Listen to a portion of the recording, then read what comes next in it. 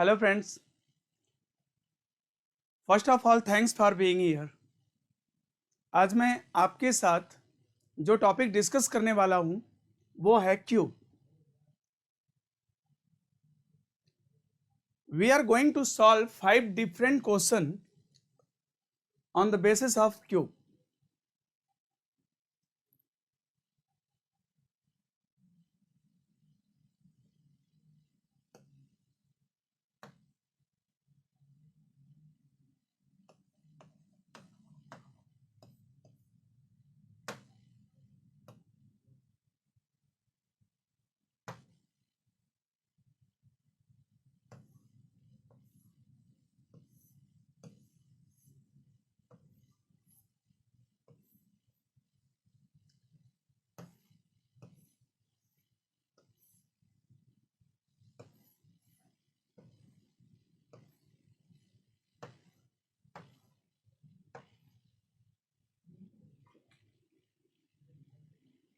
ये दोनों ही आकृति जो है वो क्यूब की आकृति है।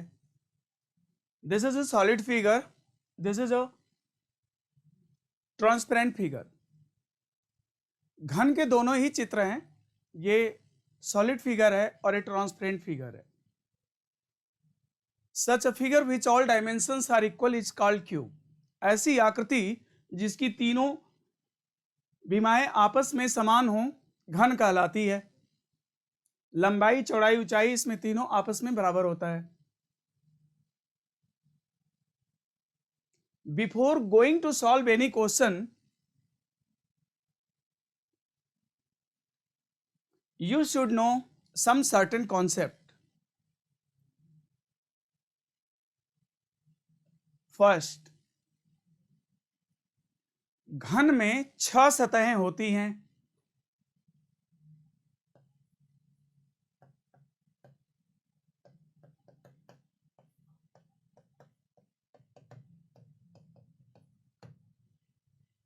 घन में 6 सतहें होती हैं।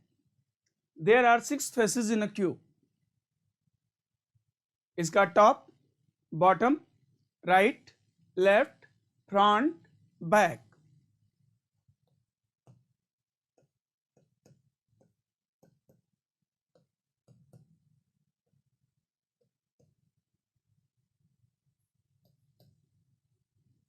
घन में 6 सतह होती है।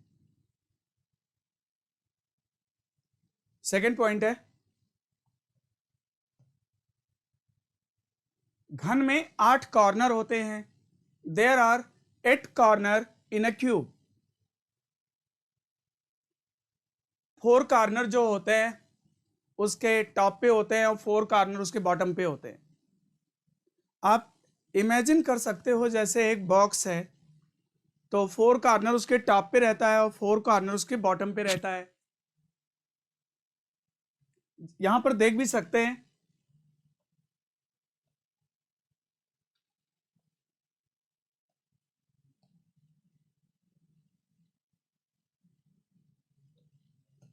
नेक्स्ट पॉइंट है, एक कॉर्नर के बनने में 3 सतहों का इन्वॉल्वमेंट होता है।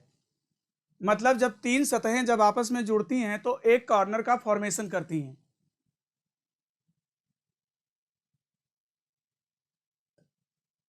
नेक्स्ट पॉइंट है, घन में 12 किनारे होते हैं।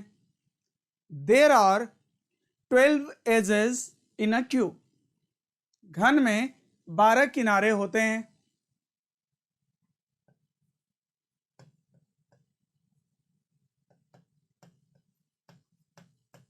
There are 12 edges in a cube. अब 12 किनारे कैसे होते हैं? जो 2 कॉर्नर को लाइन ऐड कर रही है वो कहलाती है एज। एज माने किनारा। तो आप देख सकते हैं 4 जो है उसके टॉप के साथ है और 4 किनारा उसके बॉटम के साथ होता है और 4 जो होता है वो वर्टिकल होता है। तो यानी 1 2 3 4 5 6 7 8। अभी 4 किनारा बचा। एक इमीडिएट इसके नीचे होगा, एक इसके नीचे होगा, एक किनारा जस्ट इसके नीचे होगा 9 और एक किनारा इसके जस्ट सामने होगा 10 और एक किनारा इसके सामने होगा 11 और एक किनारा वर्टिकल यहां से जाएगा जो कि 12, यानी कुल मिला के 12 किनारे होते हैं। नेक्स्ट पॉइंट, एक किनारा के बनने में दो सतहों का इन्वॉल्वमेंट होता है। जब दो सतहें इन्वॉल्व होती हैं तो एक किनारे का फॉर्मेशन करती हैं। ऐसे समझ लीजिए जहां पे दो वॉल जुड़ते हैं वहां पे एक एज का निर्माण होता है, किनारे का फॉर्मेशन करते हैं। तो यहां पर देखिए ये सतह और ये सतह यहां से यहां ऐड हुई है तो ये हो गया एक किनारा, और ये सतह ऐड हुई तो ये हो गया तुम्हारा दूसरा किनारा। तो जहां पे दो सतहों का इन्वॉल्वमेंट होता है उसको कहते हैं किनारा। अगला point, each surface content 4 adjacent surface and 1 opposite surface. प्रत्येक सतह के 4 सतहें पड़ोसी सतहें होती हैं और एक सतह उसका विपरीत सतह होता है।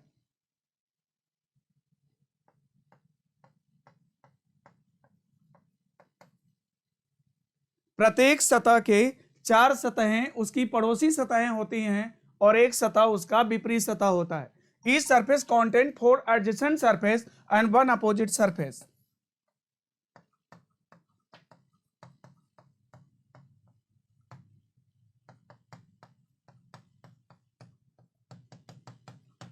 वन अपोजिट सरफेस, प्रत्येक सतह के साथ ये बात होती है। 4 उसके पड़ोसी सतह होते हैं, नेबर, और एक सतह जो होता है उसका विपरीत सतह होता है। अगर क्वेश्चन हिंदी में आता है तो क्यूब का लैंग्वेज आपको समझना होगा। जैसे कि विपरीत को वहां पे बोलता है सम्मुख सतह, प्रतिमुख, सम्मुख, अगर ऐसा कोई भी वर्ड यूज करता है तो इसका या सामने वाली, सम्मुख माने सामने वाली सतह, यानी अपोजिट सरफेस की बात कर रहा है। एडजेसेंट और नेबर, पड़ोसी सतह को एडजेसेंट भी बोल सकता है, नेबर भी बोल सकता है। तो किसी भी सतह के साथ ये चीज होता है कि 4 सतहें उसकी पड़ोसी सतह होती है और एक सतह उसकी विपरीत सतह होती है। जैसे ये टॉप की सतह आप ले सकते हो, जैसे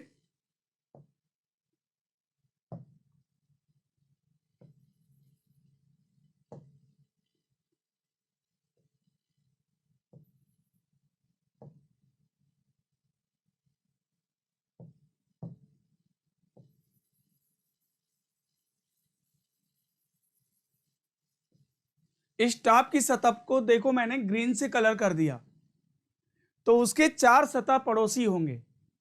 एक सतह तो ये है सामने जो दिख रही है, ये पड़ोसी है, और एक सतह ये पड़ोसी है, और एक सतह ये पड़ोसी है जो पीछे है, और एक पड़ोसी ये है।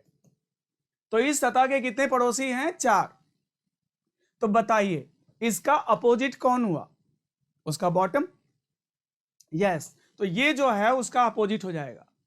इसी तरह से प्रत्येक सतह के साथ ये बात है। जैसे मान लो कि मैं इस सतह को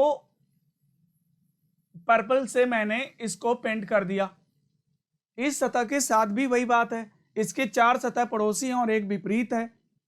एक ये सतह, इसका ये सतह पड़ोसी है, ये सतह पड़ोसी है। जो उसे टच करता है पड़ोसी है, जो उसको जो है टच नहीं करेगा वो अपोजिट है उसका। और ये पड़ोसी है, ये पड़ोसी है। तो बताइए इसका अपोजिट कौन हुआ? बैक साइड, उसका अपोजिट हो गया।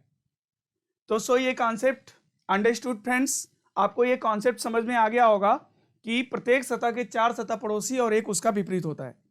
देखिए क्यूब और डाइस हम आपको बिल्कुल डिफरेंट वे में पढ़ाने वाले हैं, क्योंकि कोई भी बुक्स या कोई भी लोग जो पढ़ाते हैं वो क्या करते हैं कि इस तरह का क्यूब का स्ट्रक्चर फॉर्म करते हैं तो बताते हैं, लेकिन हमारा क्यूब और डाइस का बिल्कुल अलग मेथड है पढ़ाने का।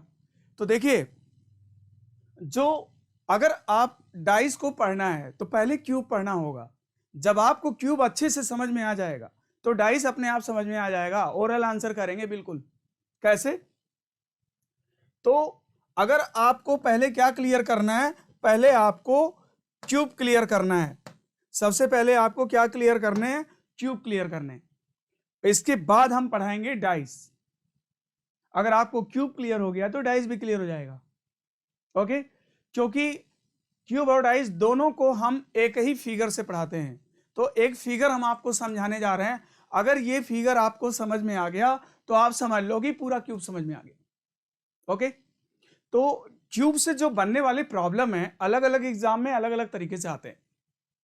तो अभी तो मैं एक डेमो वीडियो आपको ऐसे बस थोड़ा सा पार्ट उसका समझा रहा हूं। जब लाइव आके पढ़ाऊंगा तो फिर आपको मैं विस्तार से बताऊंगा सब एक एक चीज जो है कैसे है और कहाँ किस एग्जाम में कौन से क्वेश्चंस आते हैं। तो क्यूब से जो बनने वाले क्वेश्चन हैं जैसे कि सिविल सर्विसेज के लिए, एसएससी के लिए, जनरल एग्जाम में जो क्वेश्चन आते हैं थोड़ा सा आज मैं टच करूंगा उसको। एमबीए, मैट, कैट, इस सब एग्जाम में जो प्रॉब्लम्स आते हैं वो अलग टाइप के होते हैं, उनको भी आगे मैं लाइव क्लास में दूंगा।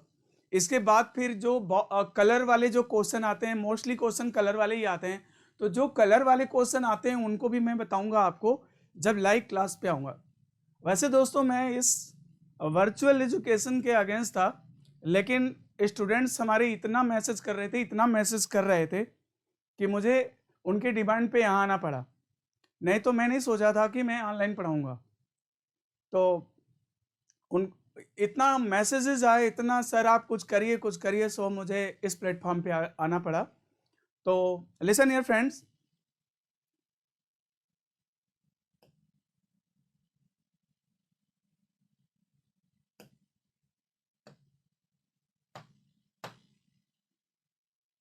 मैं अब आपको एक चित्र बता रहा हूं, फिगर बता रहा हूं।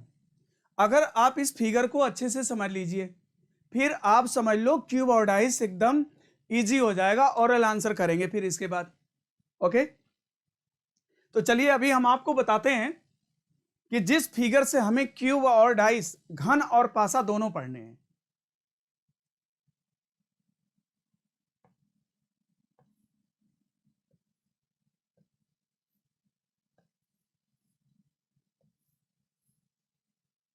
मैंने एक क्यूबिकल शेप का देखिए बॉक्स ले लिया है। क्यूबिकल शेप का मैंने एक बॉक्स ले लिया। आपने कभी डब्बा तोड़ा है? अगर आप इस डब्बे को तोड़ेंगे तो ये कैसा दिखेगा, थोड़ा इमेजिन करिए। मैं इसे तोड़ के दिखा नहीं सकता यहां पे। तो आप जो है इमेजिन करो कि अगर इस डब्बे को हम तोड़ दें तो ये कैसा दिखेगा, एक्सपैंड कर दें तो कैसा दिखेगा।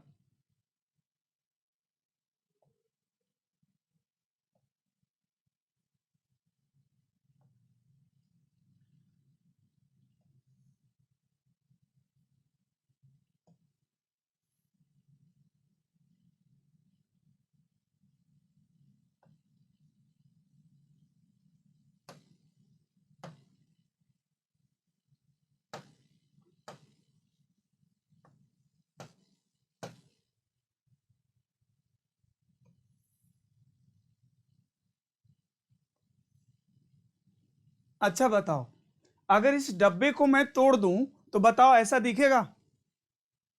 अगर इसको मैं एक्सपैंड कर दूं तो बताओ ऐसा दिखेगा कि नहीं दिखेगा? तो अब इस पिक्चर को आप समझो कैसे। इसके पास सारे वो कैरेक्टर हैं जो एक क्यूब के पास है। इसमें भी 6 सतहें हैं।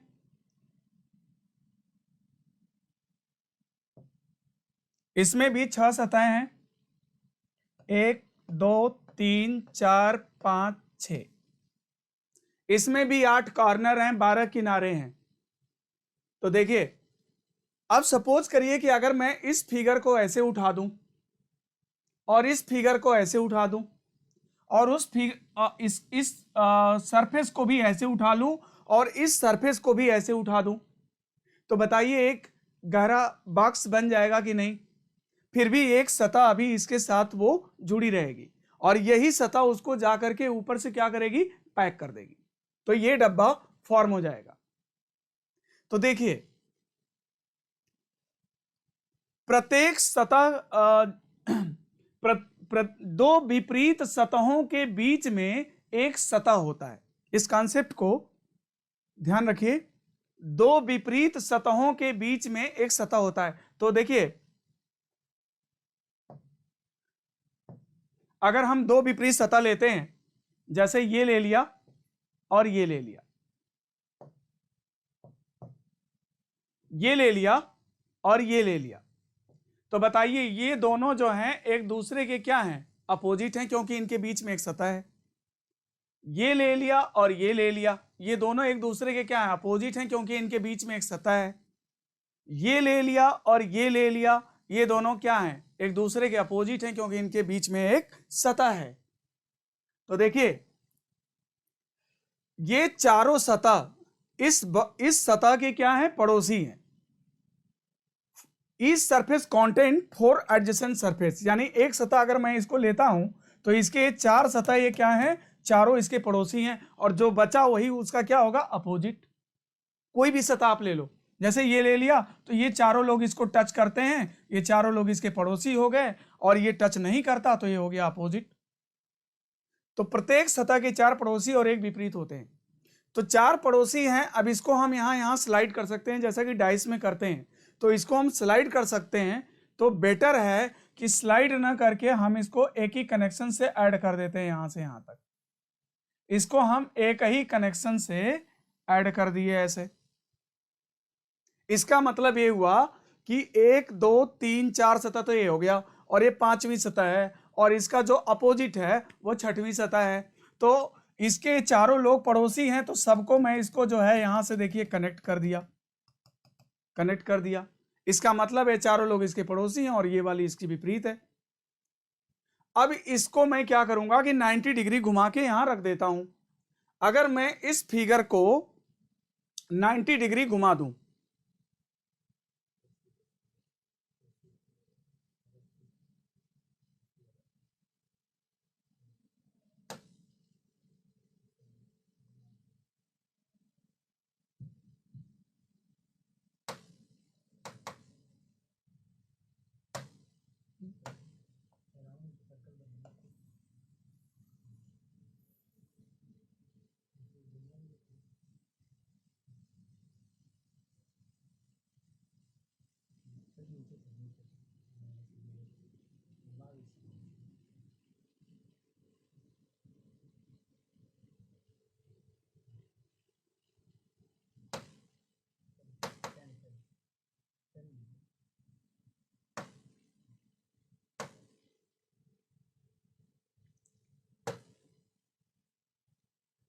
अब उसी फिगर को, जो वर्टिकल फिगर था उसको मैंने घुमा के हॉरिजॉन्टल कर दिया। जो जो वर्टिकल था उसी को बस मैंने क्या किया? हॉरिजॉन्टल घुमा दिया 90 डिग्री। अब आप देख सकते हो वही फिगर है, बस इसको मैंने घुमा दिया है। 1 2 3 4, 4 सतह ये हो गया, और ये 5वीं सतह हो गई, और नीचे 6वीं सतह हो गई। तो अब इसमें भी क्या है कि 6 सतह, आप इस लाइन को कट कर सकते हैं, सॉरी,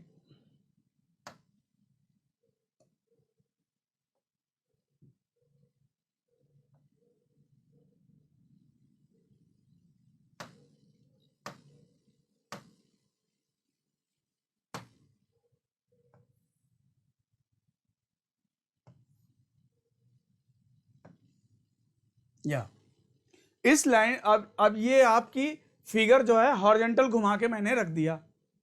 अब क्या करना है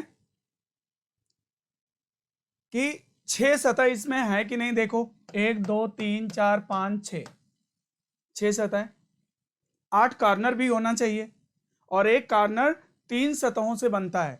तो ये 3 सतह देखिए यहां पे इन्वॉल्व हो रही हैं, तो जब जहां 3 सतह इन्वॉल्व होगी वो एक कॉर्नर हो जाएगा। यहां भी देखिए 3 सतह इन्वॉल्व हो गई, दूसरा कॉर्नर है। यहां 3 सतह इन्वॉल्व है तो तीसरा है। यहां 3 सतह इन्वॉल्व है, यहां भी 3 सतह इन्वॉल्व है, यहां भी 3 सतह इन्वॉल्व है। ये देखिए, तो 6 सतह तो बहुत इजी वे में आपको दिख रहे हैं।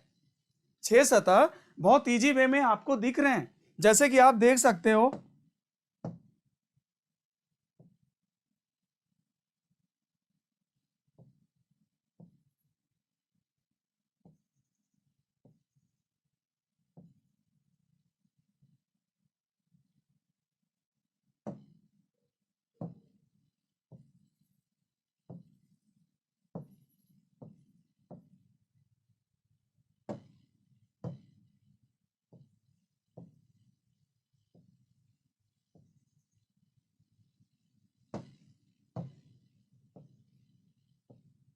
जैसा कि इसमें मैंने कलर भी डाल दिया, आप देख सकते हैं इसमें 3-3 कलर आ गए हैं।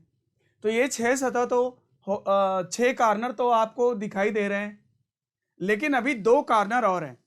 तो फ्रेंड्स लिसन हियर, आपको यहाँ पे और यहाँ पे अलग अलग कॉर्नर नहीं गिनना है, क्योंकि अभी मैंने आपको समझाया था कि जब आप बॉक्स को फोल्ड करोगे तो ये लाइन और ये लाइन जो है ये आपस में क्या होगी, ओवरलैप हो जाएगी। वो दोनों लाइनें आपस में क्या होंगी, मिल जाएंगी, क्योंकि इधर का बॉक्स उठेगा, इधर का उठेगा, ये उठेगा, ये उठेगा, वही आके इसको बंद करेगा। यानी कि जब आफ्टर फोल्डिंग ये क्या होता है कि ये दोनों आपस में क्या होता है कि मिल जाता है और ये लाइन आकर के इस पर ओवरलैप हो जाती है। तो लिसन हियर फ्रेंड्स, अगर आपने यहाँ पे गिन दिया तो फिर यहाँ नहीं गिनोगे, अगर आपने यहाँ पे गिन दिया तो यहाँ नहीं गिनोगे। यानी 1 2 3 4 5 6 7 8 8 कॉर्नर है, लेकिन अगर आपने यहाँ गिन दिया तो फिर यहाँ नहीं गिनोगे, अगर आपने यहाँ गिन दिया तो यहाँ नहीं गिनोगे। यानी घन में 6 सतह 8 कॉर्नर 12 किनारा होता है। ओके, तो इस तरह से अगर आप ये फिगर समझ गए और ये फिगर अगर आपको समझ में आ गया तो फिर समझ लीजिए कि क्यूब और डाइस आपको समझ में आ गया। डाइस का कोई भी क्वेश्चन हम इसी से सॉल्व करेंगे, क्यूब का कोई भी क्वेश्चन हम इसी से सॉल्व करेंगे। ओके,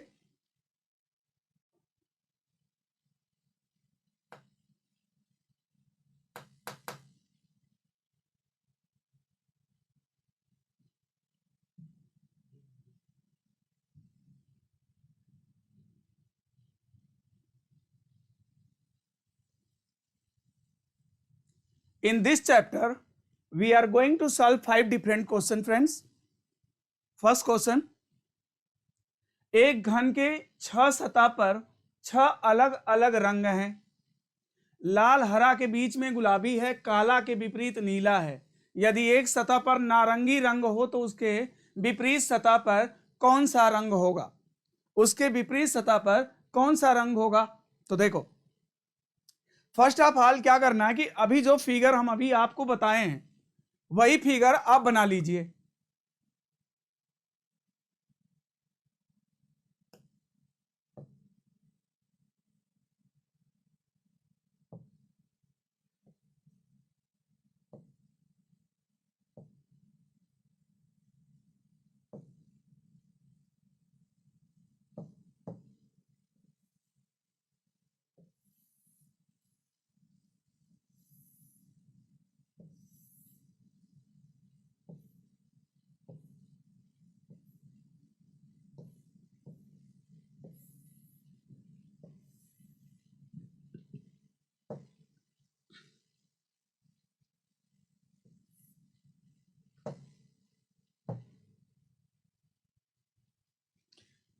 फिगर हमने बना लिया, यही फिगर मैं अभी आपको समझा रहा था। इसका पूरा कैरेक्टर क्यूब का कैरेक्टर है।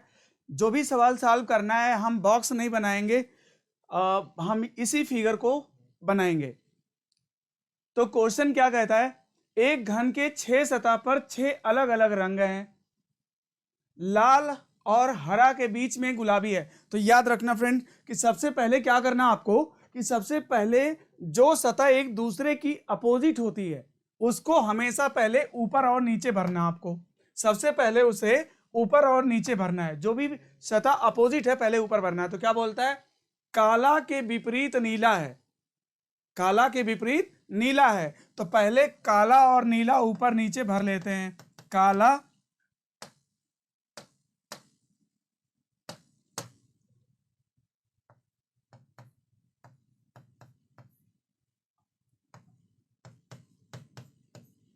काला और नीला ऊपर नीचे भर लिया। सबसे पहले क्या करना है, फिगर बनाना है। फिर क्या करना है, जो सतह अपोजिट है उसे पहले भरना है। काला नीला को भर लिया। फिर क्या बोलता है, लाल हरा के बीच में गुलाबी है। तो आपका मन करे इधर से बनाइए, आपका मन करे उधर से बनाइए, कोई फर्क नहीं पड़ता। तो देखो लाल हरा के बीच में गुलाबी है, तो पहले यहां लाल भर लिया, हरा भर लिया, बीच में गुलाबी भर दिया। अंडरस्टूड, समझ में आ रहा है, बोलो बोलो। तो लाल और हरा के बीच में गुलाबी है। अभी एक सतह बचा हुआ है, तो क्या बोलता है, यदि एक सतह पर नारंगी रंग हो तो उसके विपरीत सतह पर क्या होगा? तो अगर इस पर हम नारंगी भर दें, इस सतह पर अगर हम नारंगी भर दें तो कह रहा है उसके विपरीत सतह पर क्या होगा? तो देखिए मैंने अभी आपको कॉन्सेप्ट समझाया था कि दो विपरीत सतहों के बीच में एक सतह होती है। ओके, दो विपरीत सतहों के बीच में एक सतह होती है। तो जैसे लाल और हरा विपरीत हैं तो इनके बीच में एक सतह है, गुलाबी नारंगी विपरीत हो जाएंगे इनके बीच में सतह है, काला और नीला विपरीत हो जाएंगे इनके बीच में सतह है, यहां से देखेंगे तो भी इनके बीच में एक सतह है, यहां से देखेंगे तो भी इनके बीच में एक सतह है, यहां से देखेंगे तो भी इनके बीच में एक सतह है। तो आपसे क्या पूछा कि नारंगी के विपरीत कौन सा रंग होगा? तो बताइए नारंगी के विपरीत कौन सा रंग हो जाएगा? गुलाबी। तो आपका आंसर क्या होगा? पिंक। समझ में आया? समझ में आया? ओके,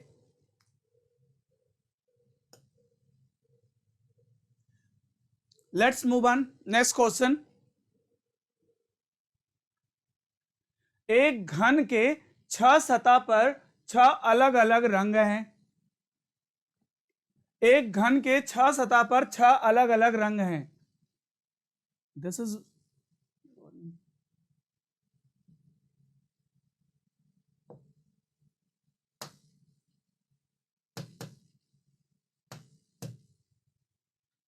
एक घन के 6 सतह पर ए से एफ तक लिखा है। ए और बी पड़ोसी हैं।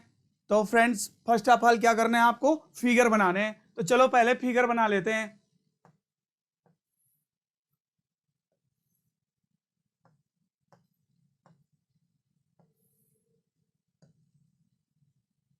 बना लिया figure.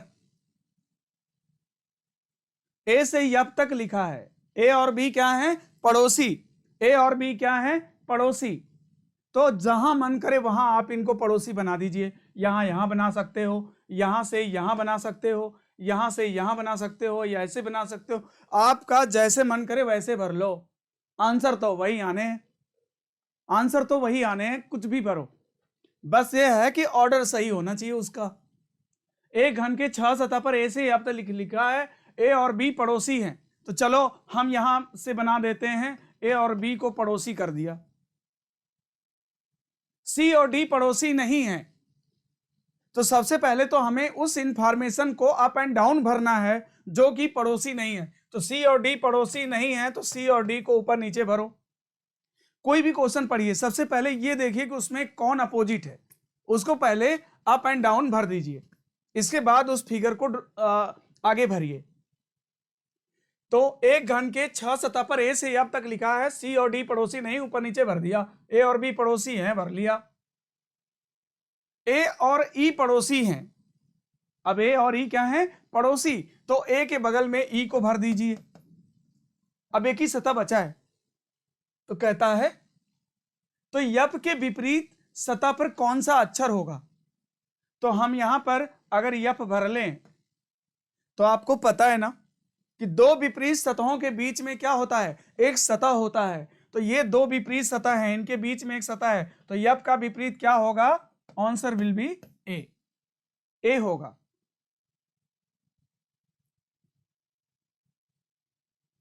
Understood friend? So let's move on next question.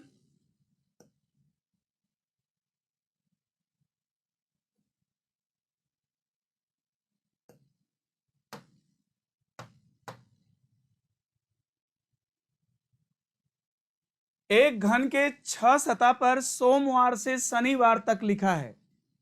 सोमवार से शनिवार तक लिखा है। सोमवार से शनिवार तक लिखा है। तो सबसे पहले क्या करना है आपको? सबसे पहले तो फिगर बनाना है। तो फिगर बना लो।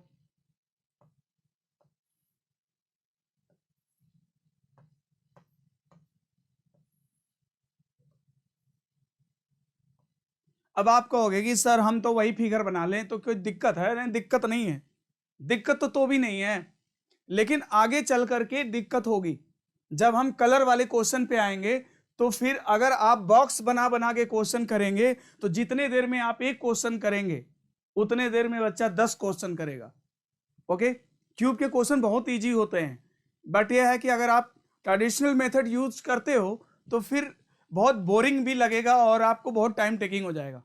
ठीक है, तो आप जो है इस मेथड से अगर करते हो तो जितने देर में आप 10 क्वेश्चन करोगे उतने देर में सामने वाला एक क्वेश्चन करेगा। ओके, तो देखो एक घन के 6 सतह पर सोमवार से शनिवार तक लिखा है। सोम मंगल पड़ोसी हैं, बुध बृहस्पति पड़ोसी नहीं है। तो सबसे पहले किसको भरना है? जो एक दूसरे का अपोजिट है। तो बुध बृहस्पति पड़ोसी नहीं है, तो चलिए बुध और बृहस्पति को सबसे पहले आप क्या करिए, बुध और बृहस्पति को ऊपर नीचे भर दीजिए।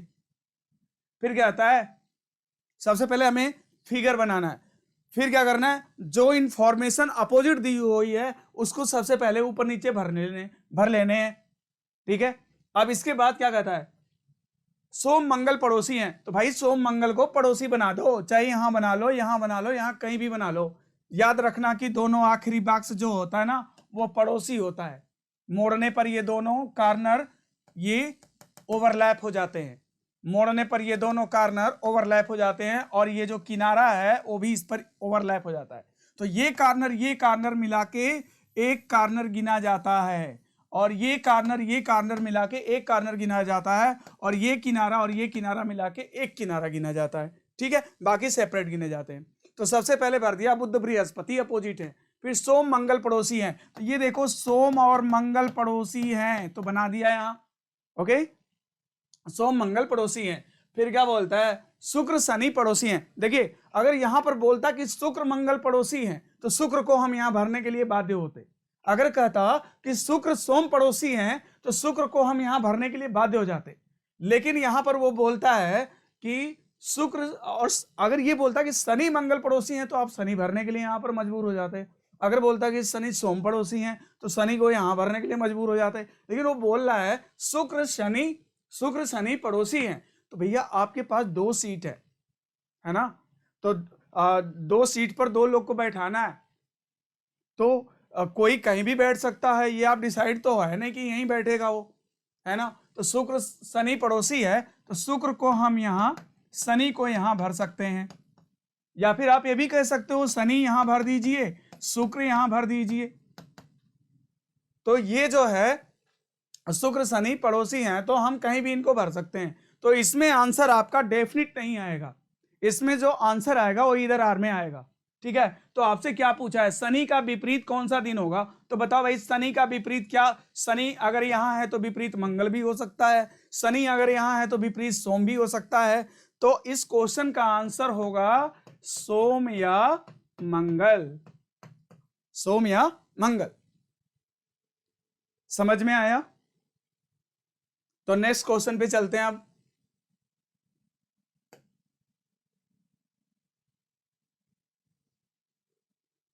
क्वेश्चन नंबर 4, एक घन के 6 सतह पर ए से एफ तक लिखा है।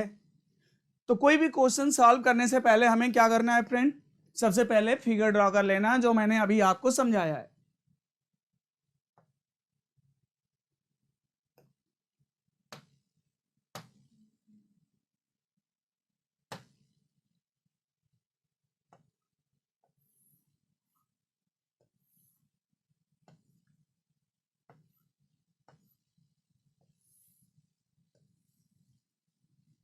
सबसे पहले क्या करना है, फिगर को ड्रा कर लेना है। कर लिया ड्रा।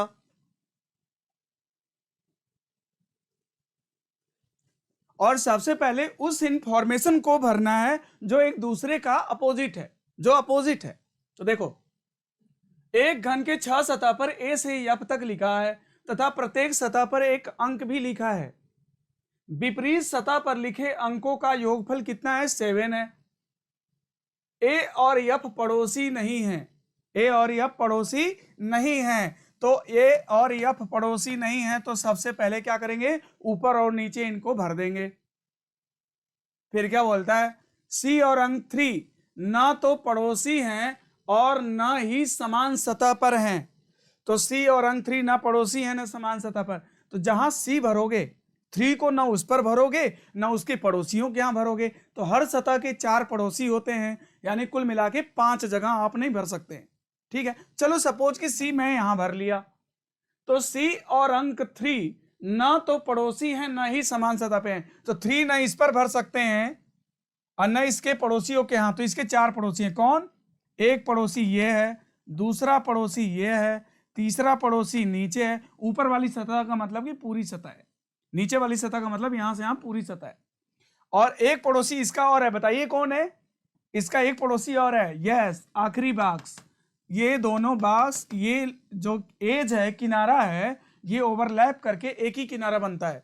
ठीक है, तो ये सतह भी इसकी पड़ोसी है। तो कहता है सी और अंक 3 ना पड़ोसी है ना समान सतह पे हैं, तो 3 को ना तुम इस पर भर सकते हो ना इसके पड़ोसियों के यहां भर सकते हो, तो बताओ 3 कहां भरोगे? यहां। ओके, और जैसे 3 यहां भरोगे वैसे ही कहता है कि उन विपरीत सतह पर लिखे अंकों का योगफल 7 है। तो जैसे 3 यहां भरोगे वैसे यहां आपको 4 भरना पड़ेगा, क्योंकि अपोजिट का योग क्या करने हैं? 7। ओके, अब इसके बाद क्या कहता है? ई और अंक 6 समान सतह पे हैं, तो भाई जितनी सतह खाली है वही तो भरेगा। तो ई और अंक 6 समान सतह पे हैं, तो जहां पर ई है वहां 6 भर दो। तो अगर ई मान लो हम यहां भी भर सकते हैं, कोई बॉन्ड नहीं है, आप यहां भर लो यहां भर लो, कोई फर्क नहीं पड़ता। तो ई और अंक 6 समान सतह पे हैं, तो चलो ई और अंक 6 समान सतह पे हैं तो यहां पे भर लिया। लेकिन जैसे आप 6 इंस्क्राइब्ड करोगे यहां पे, वैसे आपको 1 यहां पे भरना पड़ जाएगा, क्योंकि अपोजिट सरफेस का सम कितना है? 7। तो यहां पर 1 आ जाएगा। ई और अंक 6 समान सतह पर है, बी और अंक 3 समान सतह पर नहीं है, तो याद रखो कि बी जो है 3 के साथ नहीं रहना चाहता। तो भाई हर जगह लोग बैठ चुके हैं, बी अगर 3 के साथ नहीं होगा तो बोलो कहां पे होगा? तो बी यहां पे होगा। ओके, बी और अंक 3 समान सतह पे नहीं है, ए और अंक 2 समान सतह पर नहीं है। 2 जो है ए के साथ नहीं रहना चाहता, लेकिन सारी सीटें इधर भर चुकी हैं। 2 ए के साथ रहना नहीं चाहता, तो बताओ 2 कहां रहेगा? यहां रहेगा। और आपको पता है ना कि अपोजिट सरफेस का सम कितना है? 7। तो अगर 2 यहां भरेंगे तो ऊपर क्या भरेंगे? बोलिए 5। ओके, तो इस तरह से हमारा ये जो क्यूब पर बेस्ड पजल है वो सॉल्व हो गया।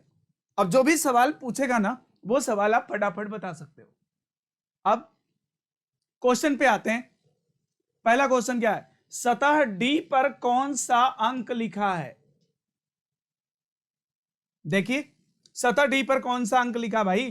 तो हर जगह तो अक्षर हो चुका है, अब एक ही सीट तो खाली है, अब वहां पे आपको डी भरना पड़ेगा। तो सतह डी पर कौन सा अंक लिखा है? 3। कौन सा अंक लिखा है? 3। Answer will be 3। सी के विपरीत कौन सा अक्षर है? तो आपको पता है ना कि दो विपरीत सतहों के बीच में एक सतह होती है। सी के विपरीत पूछ रहा कौन सा अक्षर है, तो बताओ सी का अपोजिट सतह कौन सी है? डी। सी का अपोजिट कौन सी है? डी। तो सी के विपरीत कौन सा अक्षर है? डी। अगला क्वेश्चन है, सतह ए पर कौन सा अंक लिखा है? तो ऑलरेडी इंस्क्राइब्ड है, सतह ए पर कौन सा लिखा है? 5। तो इस क्वेश्चन का आंसर हो गया 3D 5। Okay, let's move on next question.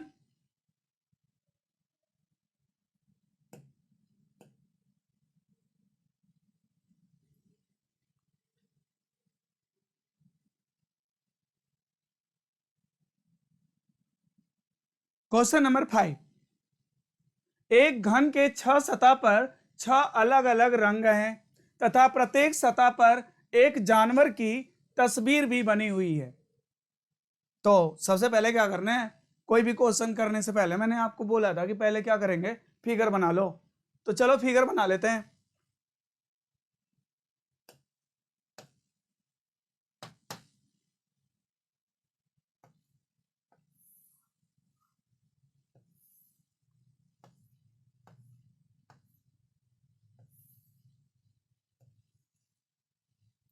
बना लिया फिगर? ओके, क्वेश्चन रीड करते हैं। एक घन के 6 सतह पर 6 अलग अलग रंग है तथा प्रत्येक सतह पर एक जानवर की तस्वीर भी बनी हुई है। हर सतह पर एक रंग भी भरना और एक जानवर की तस्वीर भी बनाना है। कहता है लाल और हरा पड़ोसी नहीं है। तो जो मैंने सिस्टम आपको बताया है बस चलने वैसे ही है, फिगर बना लिया है। सबसे पहले हमें उस इंफॉर्मेशन को भरना है जो एक दूसरे का अपोजिट है। अगर अपोजिट कहता है तो फर्स्ट ऑफ ऑल ऊपर नीचे अप एंड डाउन इंस्क्राइब करेंगे। एक घन के 6 सतह पर अलग अलग रंग है, प्रत्येक सतह पर जानवर की तस्वीर बनी हुई है। लाल हरा पड़ोसी नहीं है। तो सबसे पहले लाल और हरा को ऊपर नीचे भर लो। फिर बोलता है हाथी घोड़ा पड़ोसी नहीं है। तो चलो हाथी और घोड़ा को ऊपर नीचे भर लिया। लाल हरा पड़ोसी नहीं है, हाथी घोड़ा पड़ोसी नहीं है, भर लिया। अगर हमें जरूरत पड़ी तो घोड़ा ऊपर हाथी नीचे भी कर सकते हैं, तो वो अपने ऊपर है, जैसा क्वेश्चन की डिमांड होगी वैसा चेंज कर लेंगे आगे। तो अभी जो हमने आपको बोला वो आपने कर लिया। बिल्ली वाले सतह पर नीला रंग है। तो भाई अभी बहुत सारी सीट खाली है, कहीं भी बिल्ली बैठा हो और नीला कर दो उसे। बिल्ली वाले सतह पर नीला, तो चलो यहां बिल्ली बना लिया और इस पर नीला रंग भर दिया। बिल्ली वाले सतह पे कौन सा रंग है? नीला। फिर क्या कहता है?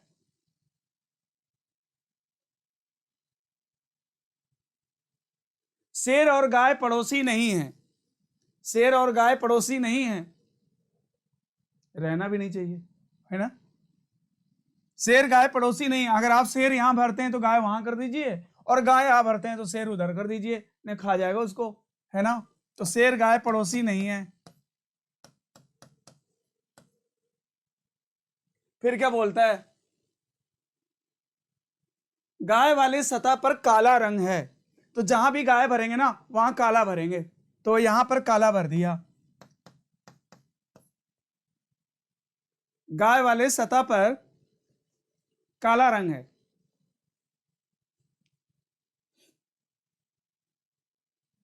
फिर क्या बोलता है? शेर सफेद नहीं है। इसका मतलब कि व्हाइट कलर यूज तो हुआ है मगर जो लायन है ना वो व्हाइट नहीं है, शेर सफेद नहीं है। ओके। हाथी हरा नहीं है। इसका मतलब हाथी हरा नहीं है, वो तो ऑलरेडी मेरा क्लियर है, वो तो मैंने सही भरा है कि हाथी हरा नहीं, वो तो लाल है। फिर क्या बोलता है? तो निम्नलिखित प्रश्नों का उत्तर दो।